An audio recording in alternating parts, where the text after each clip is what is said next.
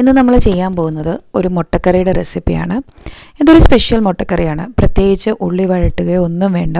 അതോടൊപ്പം തന്നെ മുട്ടയും നമുക്ക് ഈ ഒരു കുക്കറിൽ ഒരുമിച്ച് തന്നെ മസാല തയ്യാറാക്കുന്നതിനോടൊപ്പം തന്നെ പുഴുങ്ങിയെടുക്കാനും പറ്റും. അപ്പോൾ അതെങ്ങനെയാണെന്ന് നോക്കാം. അതിനായി ഞാനൊരു കുക്കറിലേക്ക് സവോള അരിഞ്ഞത്, കറിവേപ്പിലയും പച്ചമുളകും തക്കാളിയും ചേർത്ത് കൊടുത്തിട്ടുണ്ട്. പൊടികളായി മഞ്ഞൾപ്പൊടി, മുളക് പൊടി, മല്ലിപ്പൊടി, മസാലപ്പൊടി, പിന്നെ ഇതിലേക്ക് ചേർത്തിരിക്കുന്നത് ഇഞ്ചി, വെളുത്തുള്ളി, ഒരൽപ്പം കുരുമുളക്, പിന്നെ പെരിഞ്ജീരകം, ഇതെല്ലാം കൂടെ ചതച്ചെടുത്തതും ആവശ്യത്തിനുള്ള ഉപ്പും 1 ടേബിൾ സ്പൂൺ എണ്ണയും. ഇത്രയാണ് മസാലകളായി ചേർത്തത്. ഇതെല്ലാം കൈവച്ച് നല്ലതുപോലെ ഒന്ന് മിക്സ് ചെയ്ത് തിരുമിയെടുക്കുക. അപ്പോൾ നമ്മളുടെ മിക്സ് ഇതേപോലെ ഈ ഒരു പരുവത്തിലായിട്ടുണ്ട്. ഇനി ഇത് കുക്ക് ചെയ്യുന്നതിന് മുമ്പായിട്ട് ഇതിലേക്ക് ഒരല്പം വെള്ളം ഒഴിച്ചു കൊടുക്കുക. അതിൽ നിന്ന് കുക്കറിൻ്റെ അടിയിലൊന്നും ആകാതിരിക്കാൻ, അതായത് കരിഞ്ഞു പിടിക്കാതിരിക്കാൻ വേണ്ടിയിട്ടുള്ള അളവിൽ മാത്രം വെള്ളം ചേർക്കുന്നുണ്ട്.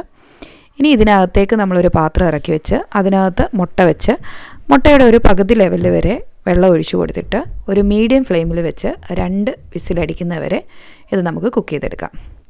ഇപ്പോൾ ഇത് വിസിലടിച്ച് പിന്നെ നമ്മൾ മാറ്റി വെച്ചിരിക്കുകയാണ്. തനിയെ ആവിയെല്ലാം പോയി അത് റെഡിയായി വന്നിട്ടുണ്ട്.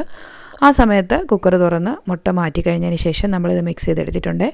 നമ്മളുടെ മസാല ഇവിടെ റെഡി ആയിട്ടുണ്ട്. ഇനി ഇത് നിങ്ങൾക്കൊന്ന് ഇളക്കി ടേസ്റ്റൊക്കെ ചെയ്ത് നോക്കി എന്തെങ്കിലുമൊക്കെ മസാലകൾ കൂട്ടുകയോ ഒക്കെ ചെയ്യണമെങ്കിൽ, എന്തെങ്കിലുമൊക്കെ ആഡ് ചെയ്യണമെന്നുണ്ടെങ്കിൽ മസാലയായിട്ടോ എരിവിനോ കുരുമുളകോ എന്തെങ്കിലുമൊക്കെ ആഡ് ചെയ്യണമെങ്കിൽ ഈ സമയത്ത് ആഡ് ചെയ്ത് കറി റെഡിയാക്കാം. അതിനുശേഷം മുട്ടയുടെ തൊലിയൊക്കെ കളഞ്ഞതിന് ശേഷം ഇതിലേക്ക് ആഡ് ചെയ്തിട്ടുണ്ട്.